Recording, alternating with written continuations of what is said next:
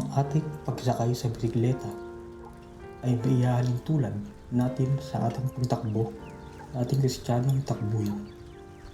Dapat tayong sumulong sa takbuhin ito upang tayo ay makatanggap ng putong na walang pagkasira. Dapat natin itong asamin dahil lahat tayo ay kwalipikado sa takbuhin ito at tapusin ang takbo ito. Ang Diyos ay laging nagpapaalala sa atin na huwag tayong sumuko sa takbuhin ito. Hindi lamang tayo tumatakbo dahil wala itong kabuluhan.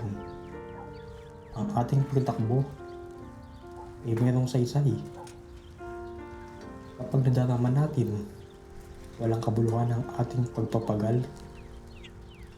Ang Diyos ay gumagawa kasama natin, hindi tayo nag-iisa. Kailangan niya lamang ang ating kooperasyon. Kailangan natin maging laan para sa kanyang malayang pagkilos. Dahil tayong mga tao ay mahalagang instrumento para sa kanya. Huwag tayong mawala ng pag-asa.